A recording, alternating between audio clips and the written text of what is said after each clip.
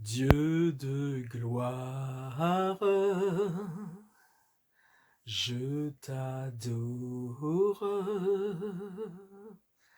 Ton nom s'élève en majesté de mes lèvres. Je célèbre ta victoire, ton règne, ton autorité. Digne es-tu, agneau de Dieu. Bonjour, bonjour à tous. En cette nouvelle année 2022, je vous salue au nom du Seigneur Jésus-Christ. Que Dieu bénisse son Église et que ceux qui ne sont pas encore membres de l'Église de Jésus-Christ le deviennent. Soyez aussi bénis au nom du Seigneur Jésus-Christ. Alors, nous nous retrouvons pour la première vidéo de cette année 2022. Et le sujet, le thème sur lequel je vais m'entretenir avec vous est un sujet très important qui n'est pas maîtrisé du tout, ni connu, voire totalement ignoré par beaucoup de chrétiens, et même par des serviteurs de Dieu. Même par des serviteurs de Dieu qui officient dans les ministères depuis des années. C'est un sujet qui est vraiment méconnu et que beaucoup de chrétiens ignorent, mais c'est à cause de ce sujet-là qu'il y a de grandes souffrances dans la vie de nombreux chrétiens. C'est à cause de ce sujet qu'il y a des souffrances, des échecs, des combats dans la vie de beaucoup de chrétiens. Ce n'est pas qu'à cause de ce sujet, il y a plein d'autres facteurs qui font que la vie de certains chrétiens est chaotique, mais c'est aussi à cause de ce sujet qu'il y a certains problèmes dans la vie de certains chrétiens. Et donc, quel est ce sujet? Le sujet s'intitule « Les liens du sang ». Les liens du sang. Les liens du sang. Et dans ce même sujet, il y a aussi les liens familiaux et les liens ancestraux. Les liens du sang, les liens familiaux et les liens ancestraux. Alors, prions ensemble le Seigneur pour entrer dans ce sujet. Le Seigneur Jésus-Christ, naturellement, le seul Dieu, Sauveur, seul chemin par lequel tous les hommes doivent passer pour être pardonnés de leurs péchés et avoir la vie éternelle dans la présence de Dieu. C'est le seul chemin, Jésus-Christ. Jésus-Christ, il n'y en a pas d'autre, c'est Jésus-Christ. Il n'y a aucun autre qui ait été désigné par Dieu le Père afin d'offrir aux hommes le pardon de leurs péchés et le salut de leur âme. C'est Jésus-Christ seul, Jésus-Christ seul, Jésus-Christ seul. Prions ensemble. Seigneur Jésus-Christ, la terre que tu as créée est encore là en cette année 2022 par ton autorité et ta volonté. Les hommes vivent encore sur cette terre en cette nouvelle année 2022 et tu veux encore leur parler. Tu veux encore te révéler à leur cœur parce que tu veux les sauver, parce que tu les aimes tellement, au point d'avoir donné ta vie en sacrifice sur cette croix en Israël au mont Golgotha, là où tu as dit au Père, tout est accompli. Christ Jésus, prends toute la direction de mes pensées. Communique-moi tout ce que tu veux me communiquer. Et je demande aussi au Saint-Esprit son soutien, afin que Christ Jésus, en ton nom, je puisse délivrer ce message conformément à la vérité de ta parole et de ta personne. Et que tout ce qui voudrait empêcher que ce message, que cette œuvre puisse accomplir ses effets dans la vie des hommes, dans la vie des femmes, que ces choses-là soient vaincues au nom tout-puissant de Jésus-Christ de Nazareth. Merci, gloire à Jésus-Christ, gloire au Père, gloire au Saint-Esprit, au siècle des siècles. Amen. Amen. Alors ce sujet, méconnu par une grande part des chrétiens et même des serviteurs de Dieu, les liens du sang, les liens du sang. Alors, le sang dans la Bible, que représente le sang? Dans la parole de Dieu, depuis l'Ancien Testament, Dieu nous a enseigné, nous a révélé que le sang représente la vie. Le sang, c'est la vie.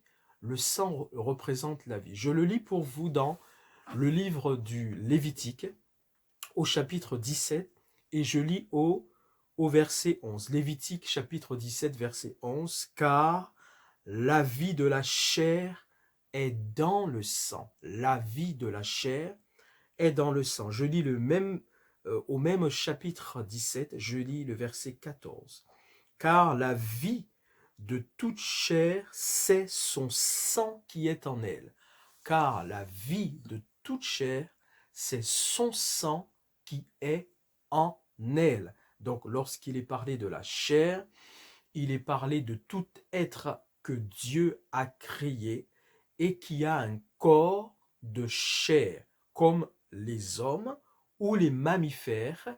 Leur vie est dans le sang. Le sang représente la vie. Donc, voilà ce que représente le sang. Le sang, c'est la vie. La vie de toute chair est dans son sang.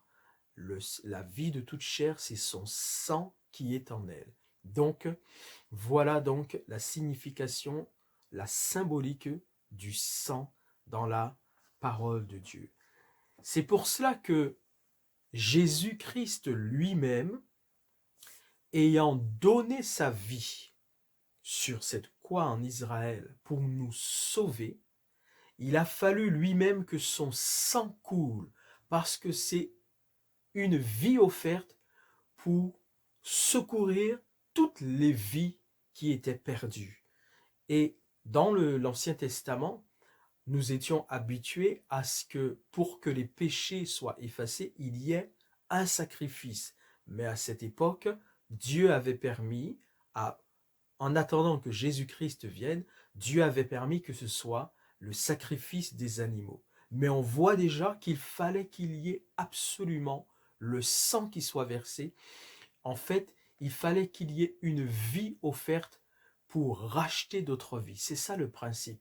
Une vie offerte pour racheter d'autres vies. C'est pour cela qu'il est dit dans la parole de Dieu, « Car sans effusion de sang, si le sang ne coule pas, il n'y a pas de pardon, donc pour les péchés. » Et le sang de Jésus-Christ lui-même a coulé lorsqu'il a donné sa vie, parce que la vie représente le sang. Et puisqu'il avait accepté de devenir un homme pour rencontrer les hommes, Dieu venant au milieu des hommes en tant qu'homme, comme il était lui-même un homme, son sang aussi donc a coulé.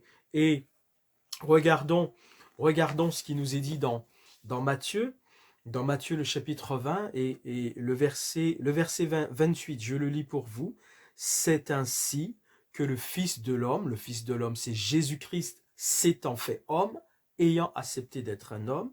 Donc c'est ainsi que le Fils de l'homme est venu, non pour être servi, mais pour servir et donner sa vie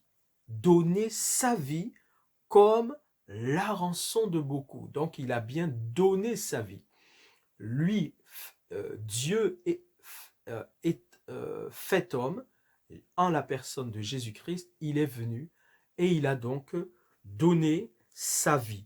Et comme il a donné sa vie, le sang qui représente la vie, son sang a aussi coulé. Et ça, je peux le lire pour vous dans Romains chapitre 3. Et je vais lire au verset 25. Alors, Romains 3, le verset 25. Le temps que je trouve, Romains 3, 25, je le lis pour vous. Donc, il est dit, car, alors c'est le verset 24. Les hommes qui viennent à Jésus, tous ceux qui acceptent Jésus comme leur sauveur et leur Seigneur, ils sont gratuitement justifiés par sa grâce, par le moyen de la rédemption qui est en Jésus-Christ. Et écoutez bien ce qu'il est dit au verset 25. C'est lui que Dieu a désigné à être par son sang. C'est lui que Dieu, le Père, a désigné à être par son sang, par son sang, par son sang, pour ceux qui croiraient victimes propitiatoires, afin de montrer sa justice parce qu'il avait laissé impunis les péchés commis auparavant au temps de sa patience. Donc, les péchés impunis, c'est exactement ce que je viens de montrer, de citer, pardon. C'est avant que Jésus vienne, c'était des sacrifices d'animaux. Cela avait été donné en attendant que Jésus vienne. Mais cela n'était pas parfait. Ce n'était pas un animal qui pouvait vraiment racheter un homme de ses péchés. Donc cela avait été donné pour un temps, afin qu'il y ait une victime qui porte les péchés des hommes. Mais pour autant, le péché même de l'humanité ne pouvait pas être ôté par le sacrifice des animaux. Donc ça, c'était passager, c'était pour un temps. Lorsqu'on faisait un sacrifice d'animal, ça permettait que les péchés d'un homme soient communiqués par cet animal et qui enlevait pour un temps à cet homme ses péchés. Mais les péchés de l'humanité tout entière ne pouvaient pas être ôtés par les sacrifices donc d'animaux. C'est pour cela que Jésus-Christ est venu.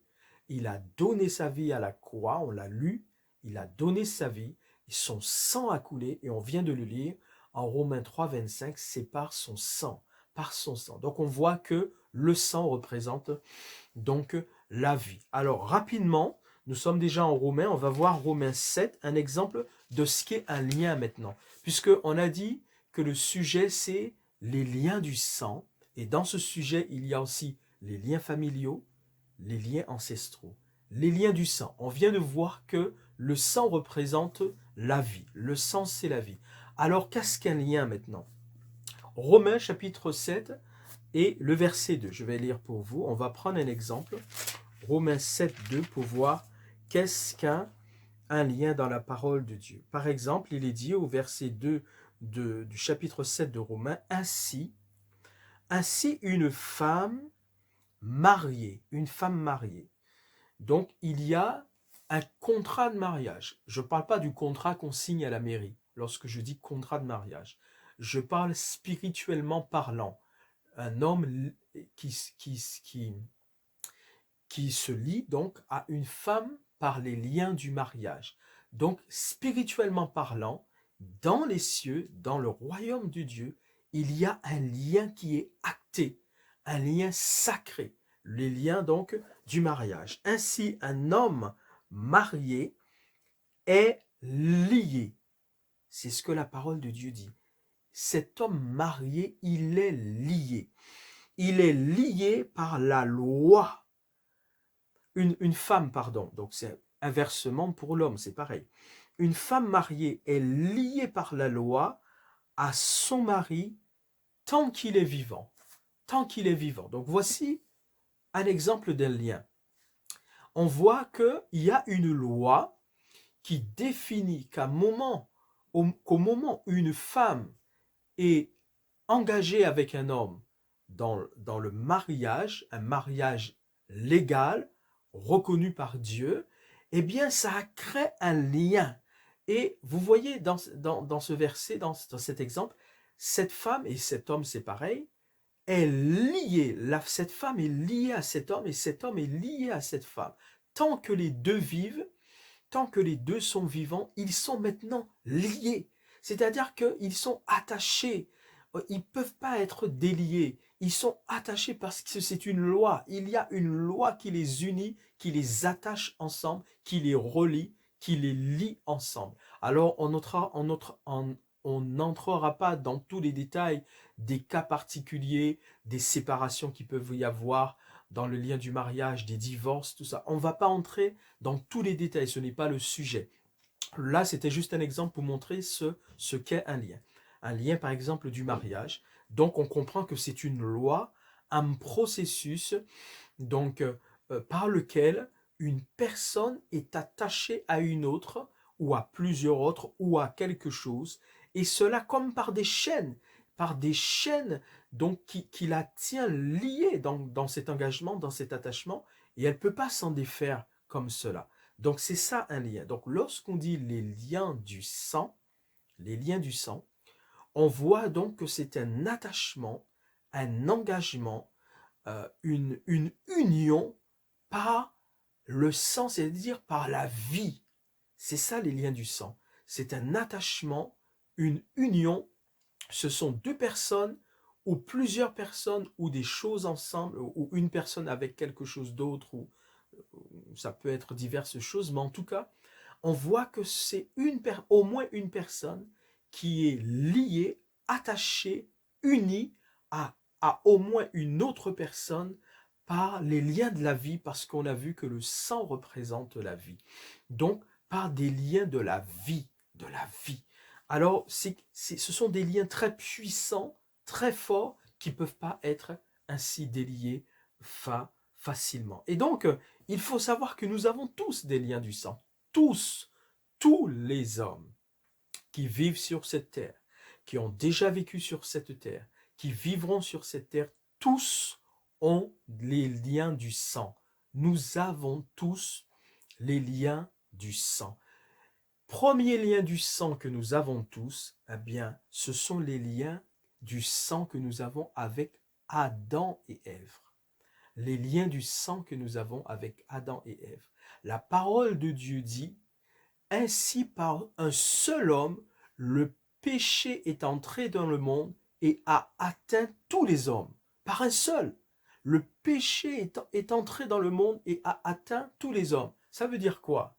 Il n'y a pas un seul homme, un seul enfant qui naît sur cette terre qui n'a pas un lien avec Adam et Ève. Il n'y en a pas un seul. C'est pour ça en Romains 3, 23, il est dit, car sans aucune distinction, tous ont péché et sont privés de la gloire de Dieu.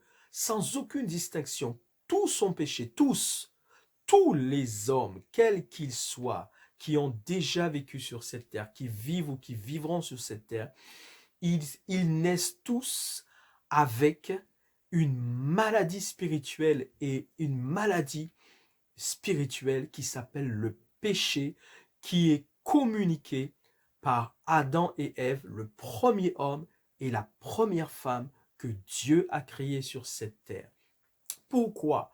Parce que l'humanité tout entière était dans les reins d'Adam et Ève. Quelle que soit la personne qui vit sur cette terre, elle trouve son origine dans les reins d'Adam et Ève. Cette personne, elle était déjà dans le premier homme, dans la première femme que Dieu a créée.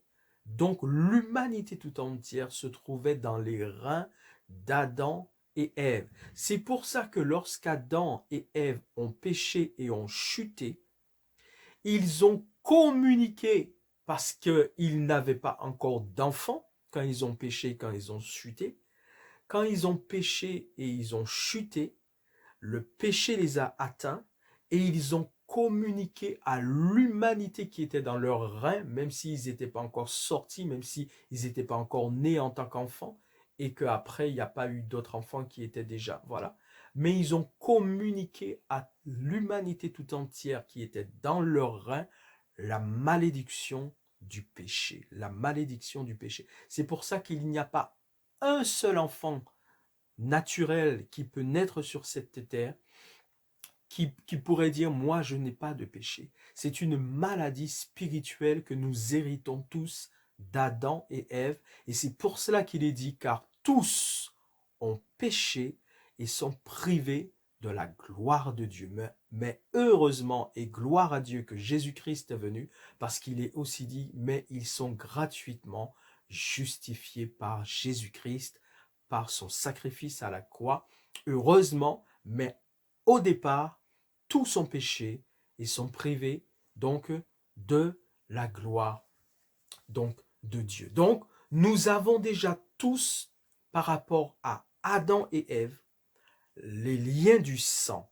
Tous les hommes, tous ont avec Adam et Ève des liens du sang.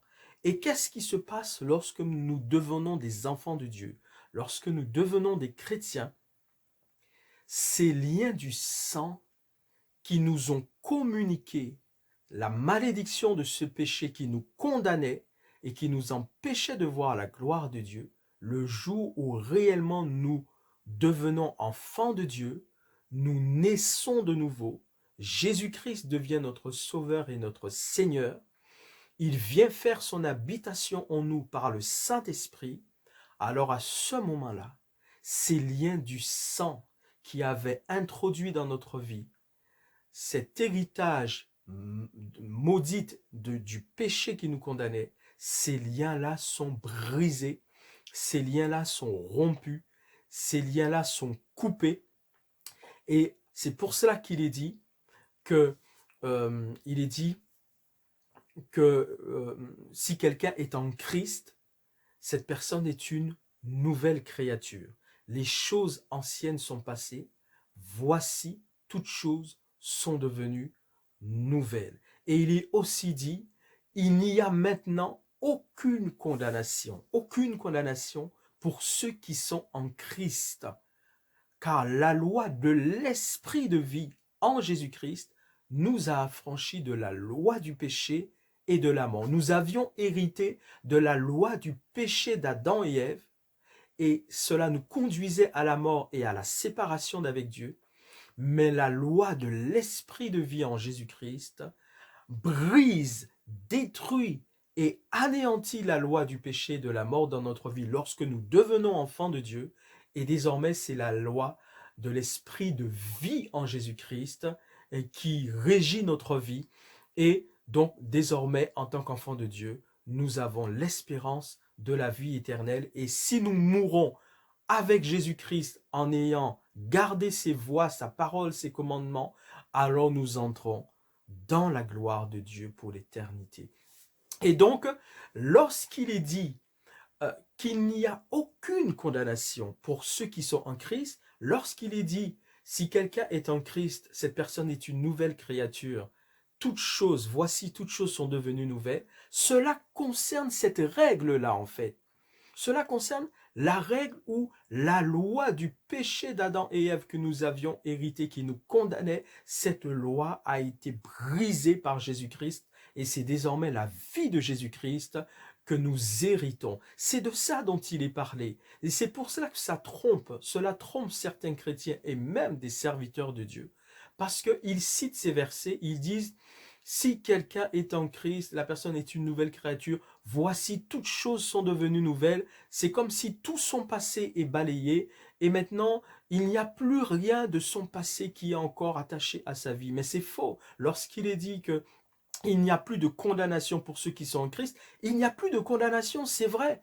Maintenant, un chrétien, il est plus condamné tant qu'il est un chrétien. Il est sauvé, il est pardonné par Jésus et il a l'assurance de son salut.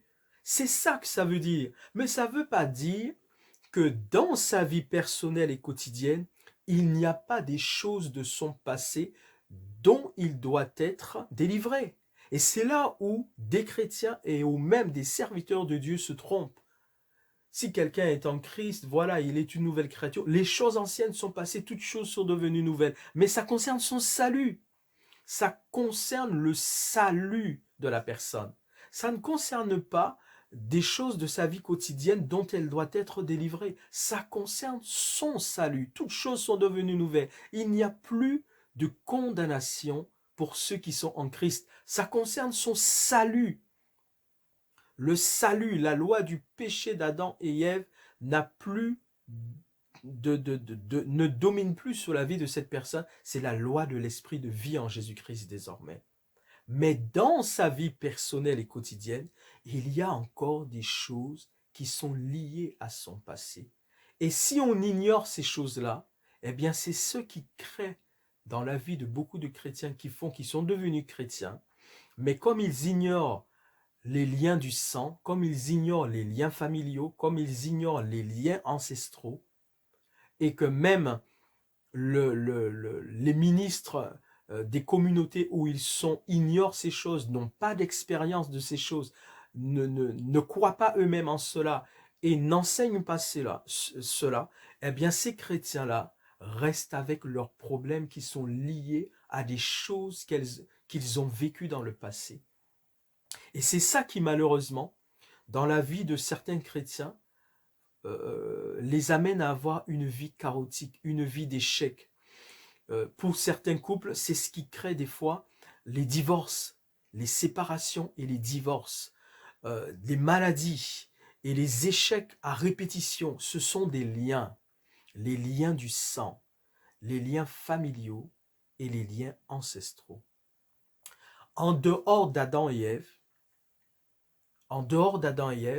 nous avons tous des liens du sang par nos familles respectives, tout simplement. Nous avons tous des parents, des grands-parents, des aïeux. En dehors d'Adam et Ève, nous avons tous des aïeux, des arrière-arrière-arrière-parents, jusqu'à arriver à nos parents. Et ce sont donc des liens du sang, parce que nous descendons de toute cette lignée, de cette famille. Et dans cette famille, donc, nous sommes liés par le sang, par la vie de toute une lignée. Nous avons tous, en plus d'Adam et Ève, nous avons tous des liens du sang.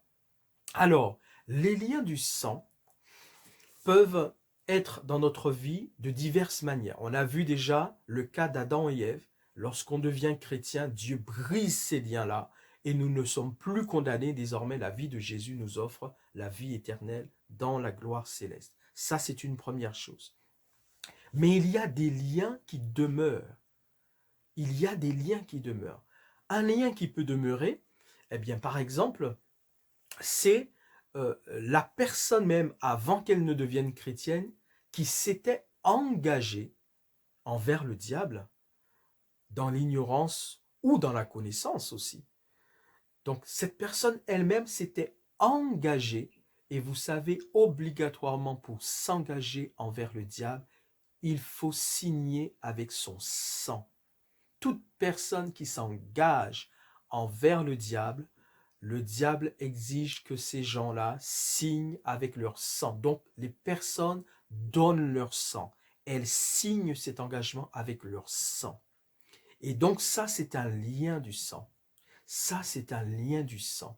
Lorsque cette personne ensuite vient à Jésus-Christ, s'il est vrai que Jésus détruit sur sa vie la condamnation du péché d'Adam et Ève, que maintenant cette personne est sauvée, sa vie est nouvelle par rapport à cette condamnation, maintenant elle a le salut de son âme dans sa vie, cela est vrai lorsqu'elle devient à Jésus, mais pour autant, dans sa vie par exemple, si c'est une personne qui s'était engagée envers le diable et qui était obligée de signer par son sang, qui a donné son sang, ce lien-là n'est pas forcément coupé. Et c'est ça que beaucoup de personnes ignorent, que ce soit les chrétiens, que ce soit les serviteurs de Dieu. Ce lien-là que la personne a contracté par son propre engagement en donnant son sang, ce lien-là n'est pas coupé. Et elle a besoin d'être délivrée de ce lien-là. Mais si elle-même l'ignore parce qu'on lui dit maintenant que tu es chrétien, tout ce que tu avais fait dans le passé, c'est fini, il n'y a plus de lien, plus aucun lien avec toutes ces choses, c'est faux. Regardez, c'est simple. Enfin, je vais prendre un exemple terre à terre. Une personne, par exemple, qui mesure 1,70 m et qui a toujours voulu mesurer 1,80 m. La personne mesure 1,70 m. Lorsqu'elle vient à Jésus-Christ, elle mesure toujours 1,70 m. Même si elle voulait mesurer 1,80 m, en venant à Jésus, ce n'est pas pour autant que d'un coup, elle va mesurer 1,80 m. Elle mesure toujours ses 1,70 m. Bon, c'est un exemple terre à terre. Mais c'est juste pour vous dire, cette personne qui s'était engagée avec le diable par son sang, ce lien-là est toujours dans sa vie. Et elle a besoin d'être délivrée de ce lien. Et ça, pour cela, il faut combattre dans la prière pour être libéré, affranchi et délivré donc de ce lien. Et c'est pour ça que le diable réclame même des chrétiens parce qu'il a des droits par rapport à des engagements que les gens ont faits avec leur sang. Et c'est ce, en tout cas, c'est l'argument qu'il avance auprès de Dieu. En tout cas, lorsqu'il vient réclamer ces personnes, c'est pas forcément auprès de Dieu, pardon, mais c'est lorsqu'il vient réclamer ces personnes, il prétend avoir des droits sur ces personnes parce que ces personnes se sont engagées par leur sang. Et rappelez-vous que le sang représente la vie, donc ces personnes se sont engagées avec leur vie. Et donc, il réclame ces vies parce que ces personnes leur avaient offert leur vie. Donc, il y a ces liens du sang par l'engagement personnel où la personne avait donné son sang. Il y a aussi maintenant un deuxième lien du sang. Alors ça, on dira plus que c'est le troisième, puisque j'ai parlé premièrement des liens du sang que nous avons tous avec Adam et Ève.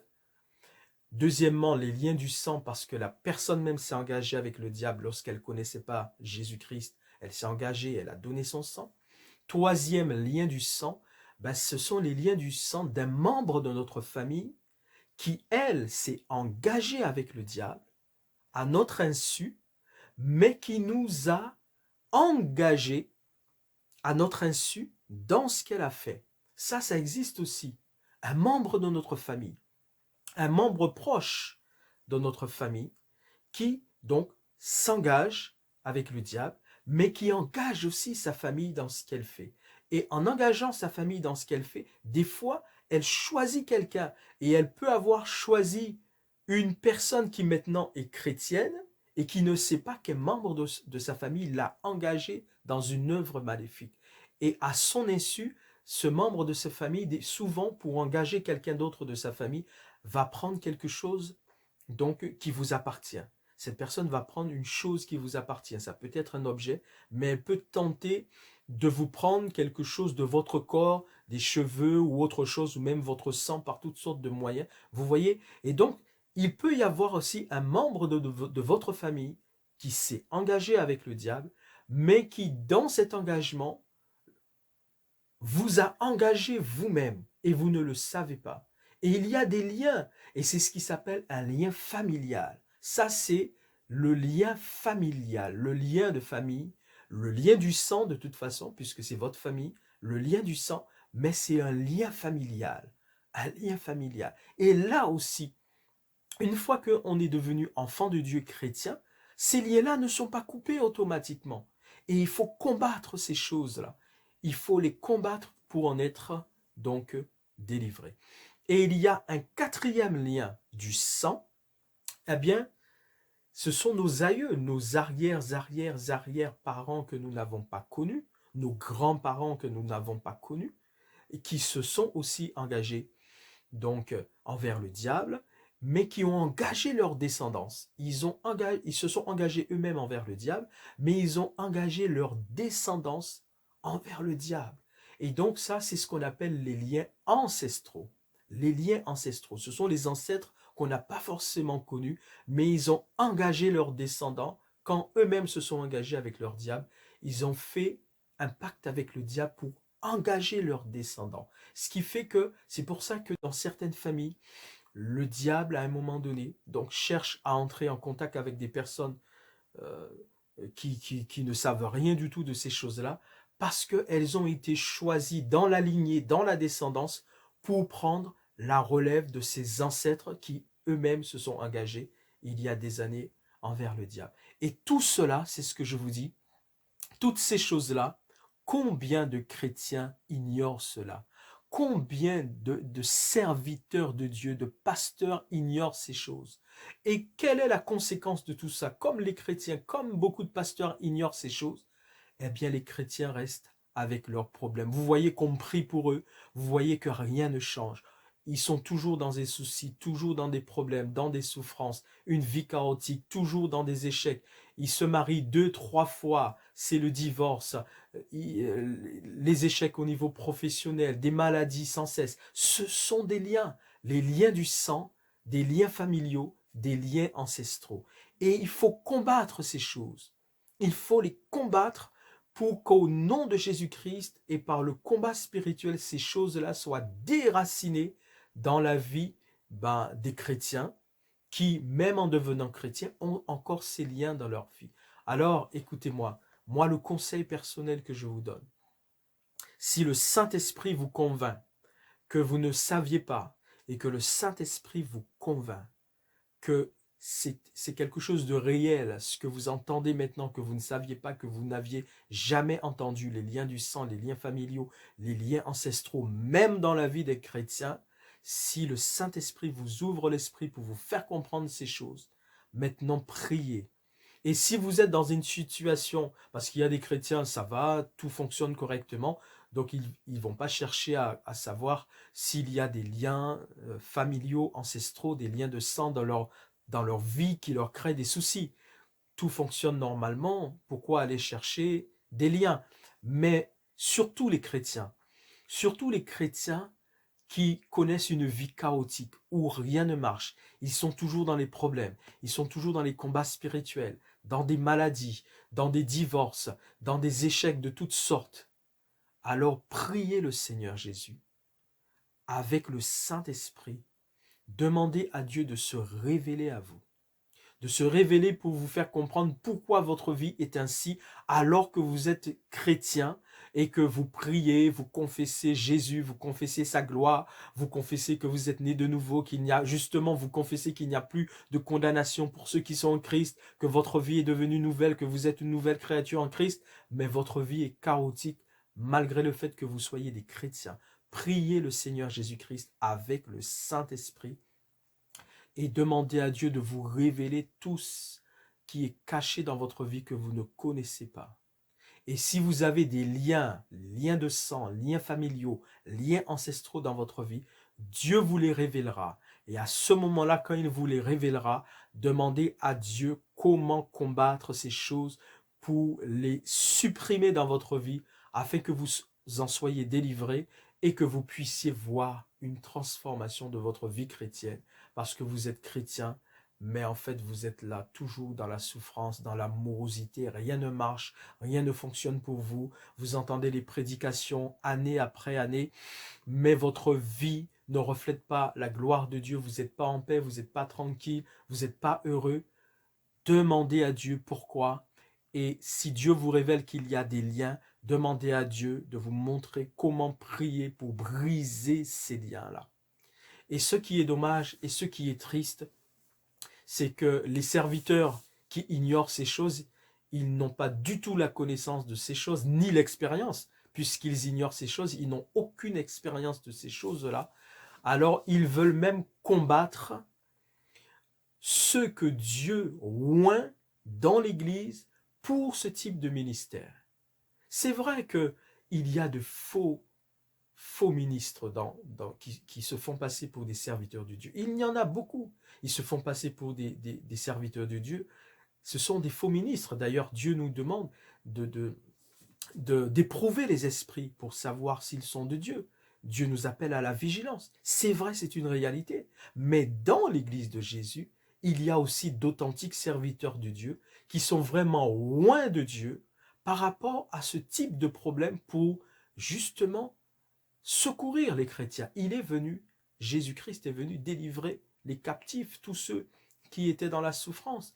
Et il y a d'authentiques serviteurs qui sont loin de Dieu, serviteurs, servantes. Quand je dis serviteurs, c'est tout le monde, hommes, femmes.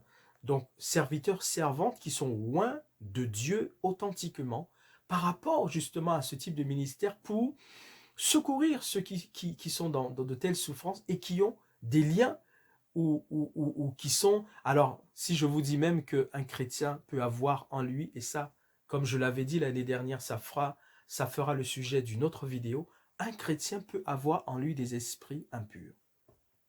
Et ça aussi, beaucoup de chrétiens l'ignorent et beaucoup de serviteurs l'ignorent. Ils sont totalement ignorants de tout cela, ils n'ont aucune expérience de cela.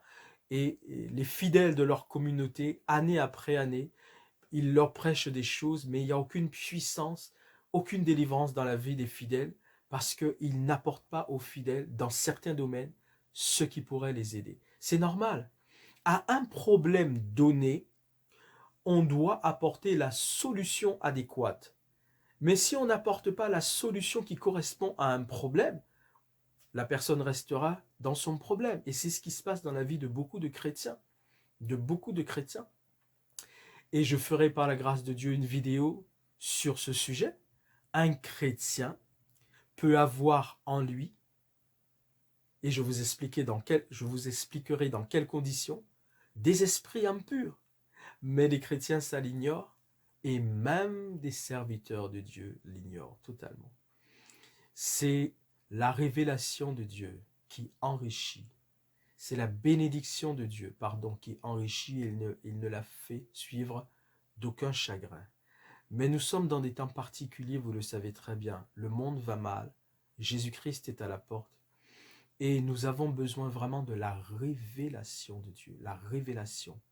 Pour savoir vraiment comment nous positionner dans ce monde des temps de la fin dans lesquels nous sommes, nous avons besoin de la révélation de Dieu. Alors la révélation de Dieu, elle est déjà là, elle est dans sa parole.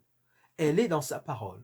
Mais même cette parole-là, pour la comprendre vraiment, il faut la révélation de Dieu par le Saint-Esprit.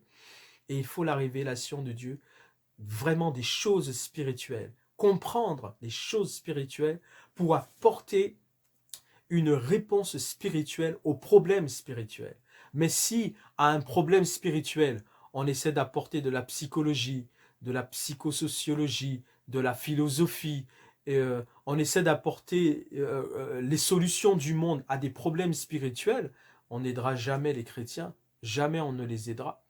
Si un chrétien a besoin d'être délivré de liens familiaux, liens de sang, liens ancestraux, et qu'on lui apporte un bon repas, c'est bien d'offrir un repas.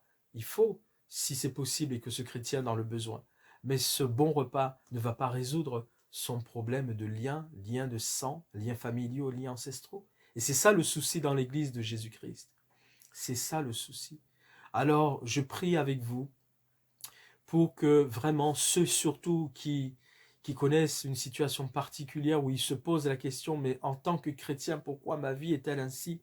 Que Dieu se révèle à vous vraiment, et s'il vous révèle qu'il y a des liens, qu'il vous montre comment combattre cela, au nom du Christ Jésus. Seigneur Jésus, Christ roi, souverain éternel, Dieu tout-puissant, je prie vraiment, Seigneur, pour tous ceux qui ont besoin que tu leur révèles les choses cachées qu'ils n'imaginent même pas dans leur vie, parce qu'ils disent qu'ils sont chrétiens et ils pensent qu'en tant que chrétiens, ils sont totalement délivrés de leur passé.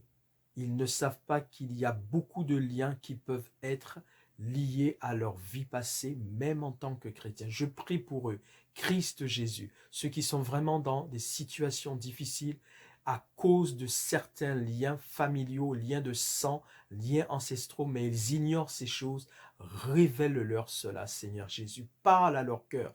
Esprit de vérité, révèle-leur ces choses au nom tout-puissant du Christ Jésus. S'il y a des liens, parle-leur clairement, fais-leur comprendre qu'il y a des liens dans leur vie. Et si ce n'est pas à eux directement, oriente-les, Jésus-Christ, dirige-les vers d'authentiques serviteurs que tu as oint pour ce domaine-là, pour cette thématique, pour ce sujet-là. Conduis-les, protège-les en les conduisant vers de véritables serviteurs qui sont vraiment loin de toi par rapport à ces problèmes-là, des liens de sang, des liens familiaux et des liens ancestraux, afin qu'ils trouvent en toi, Jésus-Christ, la délivrance de tous ces liens et qu'ils puissent voir leur vie transformée et changée et reconnaître que par cette délivrance de ces liens-là, leur vie est vraiment différente en Jésus-Christ désormais. Seigneur, bénis-les. Tu vois ceux qui souffrent, Jésus. Tu vois ceux qui souffrent depuis des années parce qu'on ne leur a jamais enseigné ces choses. On leur a jamais dit, il n'y a jamais eu aucune révélation, ni à eux directement, ni de la part des serviteurs. Ils n'ont jamais compris qu'il y avait des liens dans leur vie qui leur créaient des souffrances. Christ Jésus, oh, dans ta miséricorde et pitié d'eux, Seigneur, visite-les dans ton amour et montre-leur ce qui ne va pas et révèle-leur partout où il y a des liens, afin, ô Dieu, que tu leur donnes la solution et qu'en ton nom tout-puissant, Jésus-Christ, ils trouvent en toi la solution et qu'ils soient libérés de ces liens pour enfin voir leur vie changer et comprendre désormais qu'en Christ, tout est possible à celui qui croit et surtout tous les liens qui sont encore dans la vie de chrétien peuvent être rompus, brisés au nom tout-puissant de Jésus-Christ de Nazareth. Que Dieu vous bénisse, que Dieu nous bénisse ensemble, Église de Jésus-Christ. Oui, je ferai ce sujet parce qu'il est important aussi sur le fait qu'un chrétien peut avoir en lui des esprits impurs. Que Dieu vous bénisse. C'était la première vidéo donc de cette année 2022. Gardez la foi plus que jamais.